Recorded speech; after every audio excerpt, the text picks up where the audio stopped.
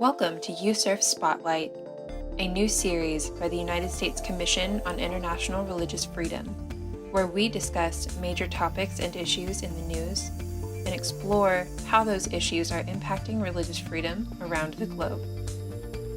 Here is USCIRF Director of Outreach and Policy, Dwight Bashir, leading this week's discussion. Welcome to USCIRF Spotlight.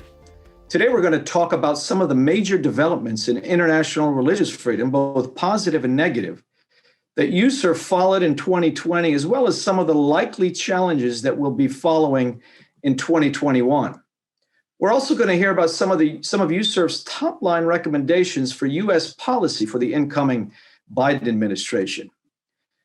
As is often the case, the past year brought to light some serious threats to religious freedom in many of the countries that we cover, and those challenges are certain to persist in the year ahead. However, there were also some success stories, including in places that many of us, frankly, would not have expected even just a few years ago. Today, we're fortunate to have with us USCIRF Chair Gayle Manchin, joining us to discuss the state of international religious freedom as we launch into 2021. Welcome. Thank you, Dwight. It's great to be here with you, even if it's only virtually. Absolutely. Great to have you. She's serving her second two-year term and was appointed to the commission by Senator Chuck Schumer in 2018 and reappointed in 2020. So tell us, Chair Manchin, what are some of the most significant positive developments that USCIRF can point to over the last year? Certainly, one of the bright spots in the past year was our work with Sudan and the new interim government there, which has just really been amazing in terms of when they came into power and came into the United States. We met with them then, and they brought their leaders from every aspect of their government, talked about what they wanted to do, and then went back and actually started doing those things. The changes that they made with women, religious minorities, and other groups that had been tremendously suffering and tortured under the previous government reign. And so it's noteworthy that as we have continued to watch, that Sudan has continued work. And of course, we moved them from a country of particular concern to a special watch list. And as we continue to watch, we continue to be impressed that they are continuing to not just talk the talk, but walk the walk in opening these doors of religious freedom across their country. So very encouraged by that. And then in another area, USCIRF continues to applaud Uzbekistan's advances in recent years. They continue to engage with the Uzbek government to encourage to reform some of the restrictions of the 1998 religious law. It has received many recommendations from the U.S. government and from USCIRF and international organizations as well in ways that they can improve that law. So we hope that in this coming year, Uzbekistan will adopt some of those recommendations and address the flaws in the draft law that they have presented so far, because they're still requiring religious groups to register with the government. They're limiting the ability to share and teach one's beliefs, and places of government still have a very strong control on all religious literature. So still work to be done, but it's encouraging. And then in terms of U.S. policy in 2020, USCIRF was so pleased to finally welcome the President Trump's appointment of Sarah Macon as a special advisor on IRF in the National Security Council.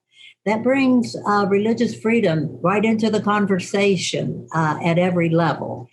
And we also welcome the designation of Assistant Secretary of State for Democracy, Human Rights, and Labor, Robert A. Destros, to serve concurrently as the U.S. Special Coordinator for Tibetan issues. And Dwight, as you know, these are two positions that USCIRF had been recommending for several years.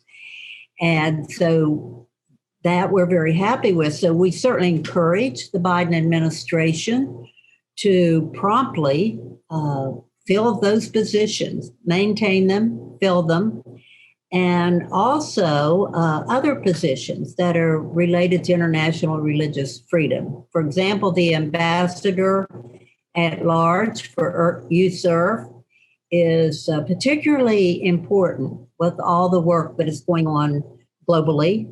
And we would like a quick appointment for a special envoy to monitor and combat anti-Semitism, which has grown at an alarming rate around the world in these last few years. We also welcomed some legislation over the past year that passed that advances accountability for violations such as the Tibet Policy and Support Act and the Uyghur Human Rights Policy Act and other bills that we've seen that are pending, like the Ukraine Religious Freedom Support Act, as well as the Uyghur Forced Labor Prevention Act, things that we'd like to see move. But despite some of those signs of positive change in the countries you mentioned, and of course, in U.S. policy, USCIRF also reported on alarming conditions in a number of countries.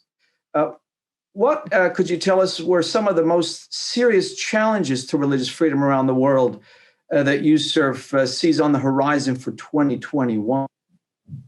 Well, Dwight, China, unfortunately, sort of remains in a league of its own in terms of its abhorrent religious freedom conditions and for spreading its influence to various parts of the globe in all arenas, domestic and economic, and certainly into religion.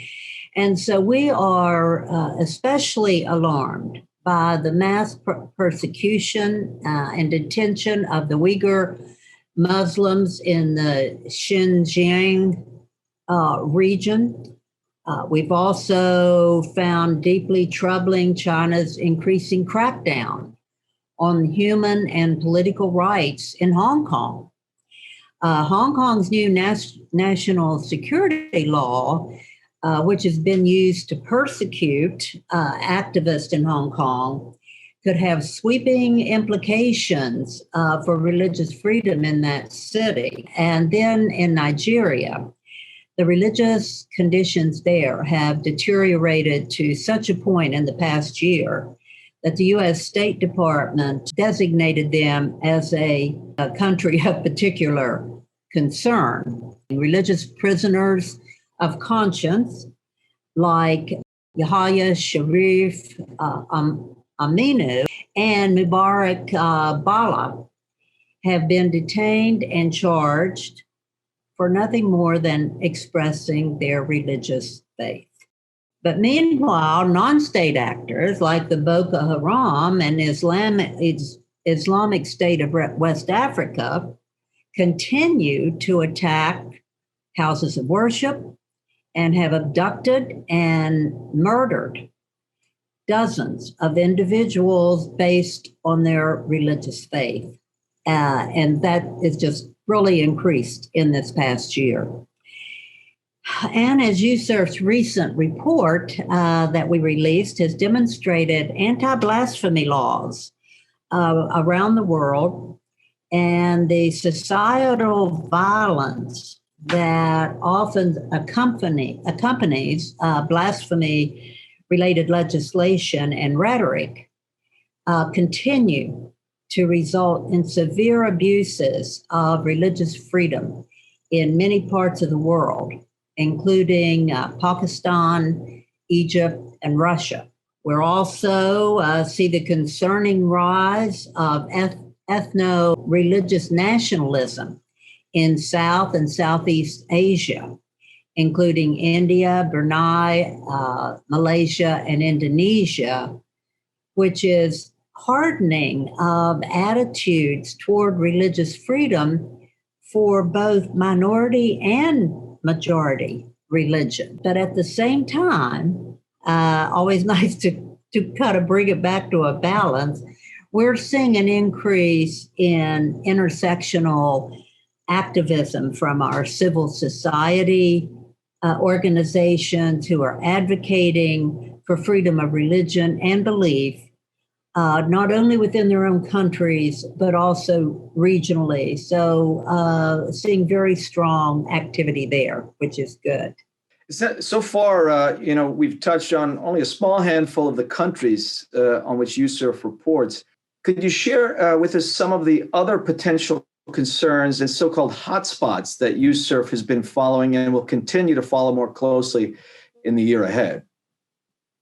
Sure. Well, one, Dwight, as you know, in Sri Lanka, reports of forced cremations remain deeply concerning due to religious beliefs there. And in March 2020, the Sri Lankan Ministry of Health issued new guidelines stating cremation is compulsory for those who died of COVID-19, contrary to the World Health Organization guidelines and reversing previous guidance from the Sri Lankan government. And Dwight, I just intersect here to say, obviously, the staff, we all realize that COVID-19 has been an issue in and of itself in this past year, how countries go about, first of all, hopefully protecting their citizens, making it safer, but on the other hand, in many cases, using it as a method of persecution, even blaming religions for causing the virus. Certainly, COVID-19 has been a challenge for everyone, but certainly in the arena of international religious freedom, it continues to be an area that we moderate very, very closely, as you know. Going back then, despite these guidelines, these forced cremations continue, a policy that USCIRF has spoke out against earlier this year, as it does infringe on the religious freedom of Muslims who reject cremation as a violation of Islamic burial practice. Then North Korea remains one of those repressive countries for religious people who experience horrific abuses, and very limited information, of course, comes from there that's available to us in regard to just how bad or how comprehensive that mistreatment is, or the conditions there. In Pakistan, religious freedom conditions are dire. Sectarian and religiously motivated violence is chronic. And the Pakistani government has failed to protect members of religious minorities. Targeted killings and hate speech issued actually by the government toward religious minorities, particularly the Ahmadiyya community. Riots and mob violence targeting the Shia Muslims and Hindu places of worship, forced conversions and forced marriages of females, many times under the age of 18, from the Hindu and Christian communities, and an uptick in registered blasphemy cases. Again, going back to our report, are issues that certainly have marked religious freedom conditions in Pakistan in 2020. Pakistanis' blasphemy laws and the anti-Ahmadi laws used in combination with the new media rules 2020 are abused for purposes of personal gain or vendetta, enabling the systematic discrimination based strictly on religious belief. Russia continues to accelerate its national purge of Jehovah's Witnesses and routinely charge peaceful Muslim citizens with extremism and terrorism without providing any evidence of either of those. We are pleased with the incremental positive changes in religious freedom that have been made by the Vietnamese government over the years. But certainly we remain concerned about the country's persecution of unregistered religious groups and practitioners. The plight of the ethnic minority Christian groups in the Central Highlands area and the condition of religious prisoners are of grave concern. So the challenges remain, Dwight. Indeed. No, thanks for that overview. It gives us, it sets us up well here, I think, for looking, because we look at conditions, obviously, we spend a good amount of time monitoring conditions, but obviously part of our mandate includes a significant focus on making recommendations on how the U.S. government, should approach and advocate for religious freedom around the world. Now, given that a new administration is just coming in, what are some of USCIRF's specific hopes and plans for engagement with the incoming leadership, in your estimation? Well, I'm very hopeful and optimistic. I believe that certainly, I think USCIRF shares this belief that we look forward to engaging with the incoming Biden-Harris administration.